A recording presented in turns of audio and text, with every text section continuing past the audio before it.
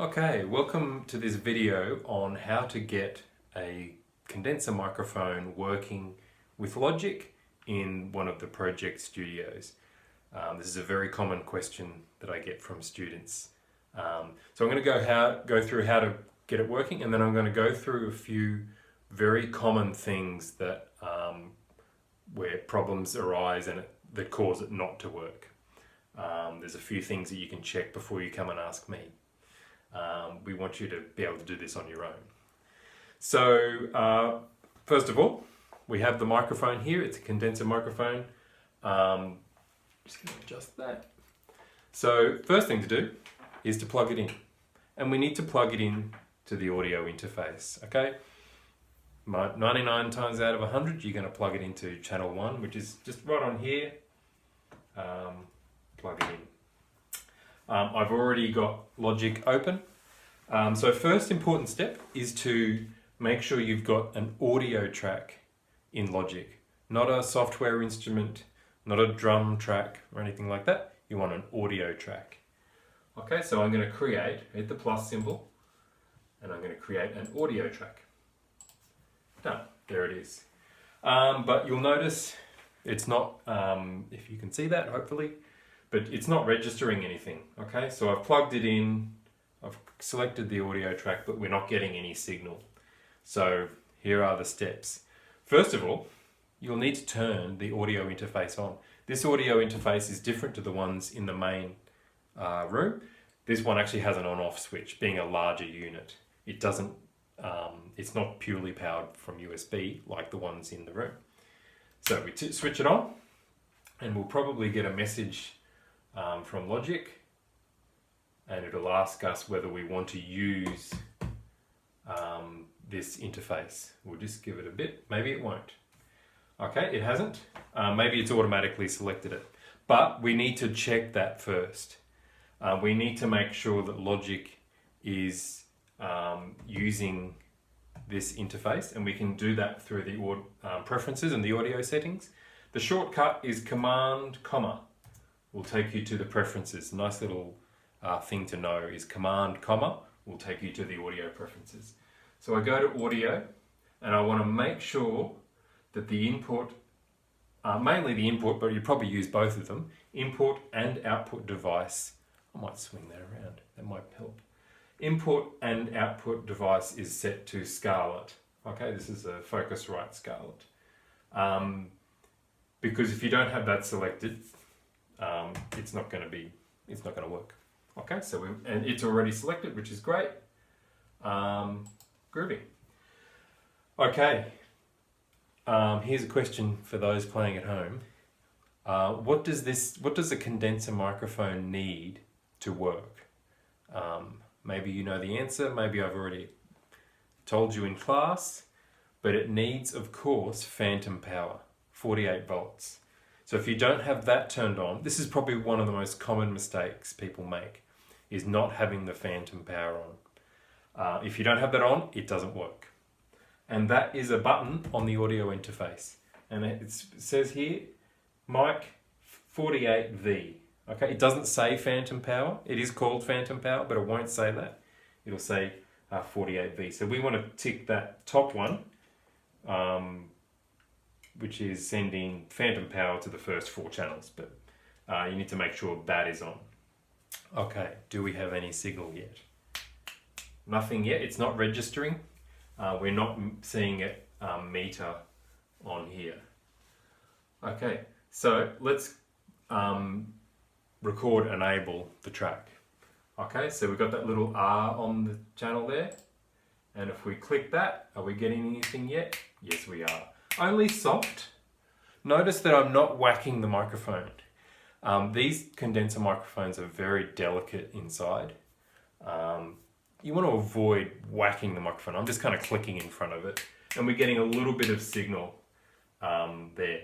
So how do we get more signal out of a microphone? Anyone playing at home? We turn up the gain. So we are plugged into channel 1. So we have the gain knob here for channel 1, and it's on nothing. Well, I wouldn't say nothing. I mean, it's on 0, but we're still getting some signal. So we want to turn that up. A good place to start is 12 o'clock. And if I click in front of it, you'll notice we're getting more signal. As I turn it up, we're getting more and more. You want to make sure you don't have too little signal and you don't want too much signal. Too little signal, if you record with the gain right down, it's not going to be very loud, and you're going to have a really small waveform, and you're going to struggle getting enough volume out of it. And if you do then turn it up really loud, you have all this extra noise, so that's not good. If you go too far, you'll get a distorted sound from the microphone. So you want to get the level just right. And so it's always good to test it. If you're going to talk into it, check 1, 2. You want to you want the signal to be towards the top there. Getting a healthy check 1, 2. All depends on what you're recording as well, and if you're recording singing, how loud you sing, how soft you sing, all those things. So it's going to be a little bit of trial and error, but you want a healthy waveform. You don't want a little blip there, and then you don't want a huge big thing that's just distorted. Cool, so that's that. And you'll notice it's working. So if we hit record, we should be able to check 1, 2, check 1, 2. So I don't really have, you can notice there, I really need to turn the gain up a bit more. There's not much of a signal there. Check 1, 2, check 1, 2. So you can see there, hopefully, I've gotten a little bit more. I'll make that a little larger.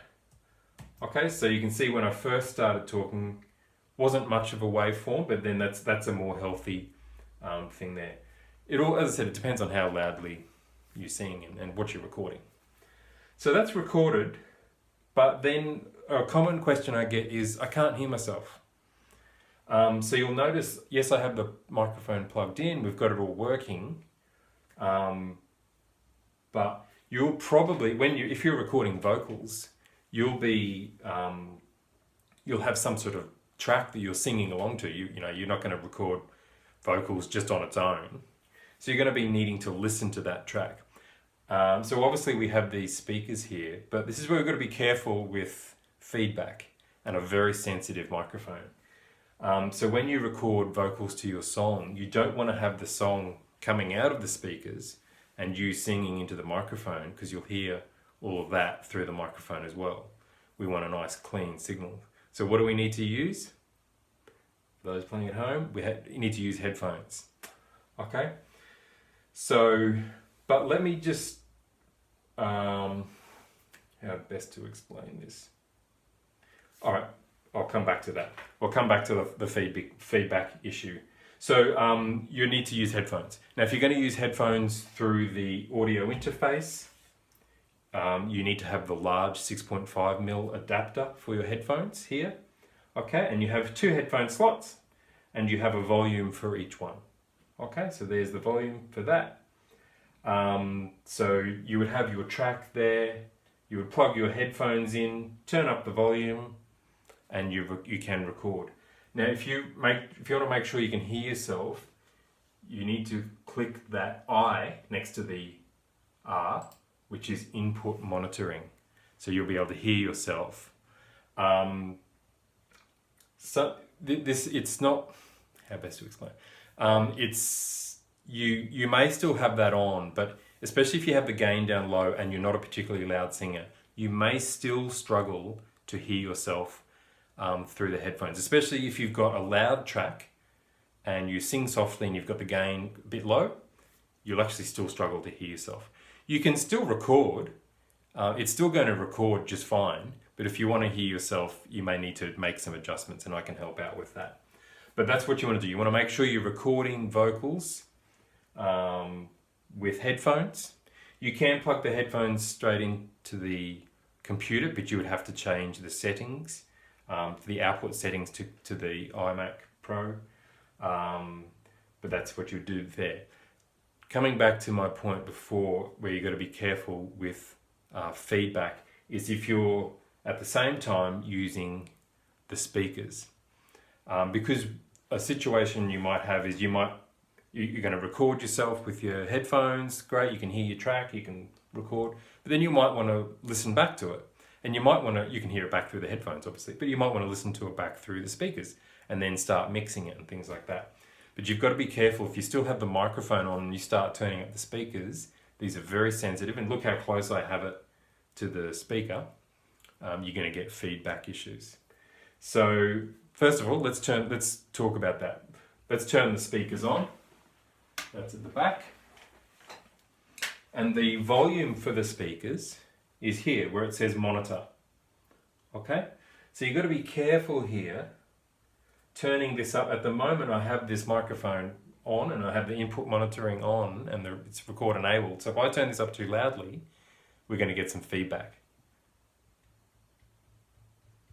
I'll see if I can, you can just start hearing it there. It's a low, whoa, there we go. That's the kind of sound you'll get. It's a low, that was a low feedback, low frequency feedback. So you might, and it's happened many times, you might record, as I said before, great, you're happy with everything. All right, let's have a listen to what it sounds like in speakers. You turn up the speakers and you've still got the microphone enabled and you get a lot of feedback. So one thing you can do there is, I often, you can record enable and input monitoring there, you can turn those off, but I actually like to turn the phantom power off. Turn that off and the microphone's not going to work, even if you have those things switched on. Okay, you're not going to get any signal there. You can turn it up as loud as you want. Cool. So that's some basics on how to get the microphone working. I'm now going to talk through a few issues, common issues that cause it to not work. I often get asked, oh, Toby, can you come? The microphone's not working. Can you come in? And it's a handful of issues. Every time, it's just a handful of issues. So let me go through those common things that cause it to not work. I'm going to turn the speakers down. The main one, as I said before, was the phantom power. The 48 volts. Got to make sure you have that on. Okay? Got to make that's a common one. Sometimes another common one is not having the audio interface actually turned on. That is a very common one. Another one is not having the Scarlett selected in audio preferences as your input device. That is a very common one. Other common ones are not having the right channel selected. So we've got it in channel 1, but let's say for instance, for some reason you plugged it into channel 2. Whenever you create an audio track, the default on the audio track is channel 1. So if you plug it into channel 2, it's not going to work because it's selected to channel 1. You can change that, of course. So I'll show you how to change that. So just here on the channel strip, I've got the audio track selected, and I can select, it's got there input 1, and I simply select input 2.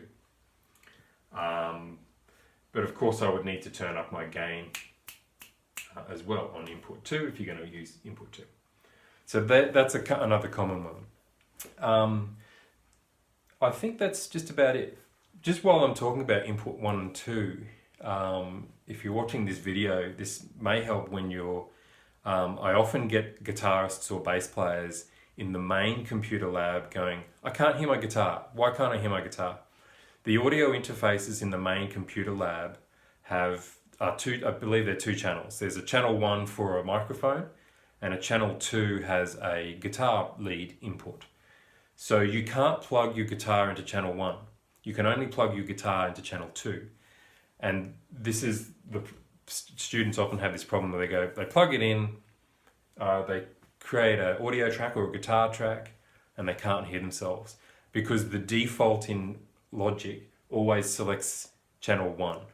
So if you're out in the main lab and you've plugged your guitar in, you've got everything going and you can't hear it, it's not working, try that. Try changing your input from input 1 to input 2, and hopefully that will work. So hopefully that's everything. I hope I haven't missed anything, but yeah, that's how you get a condenser microphone working with Logic in the Project Studios. Enjoy.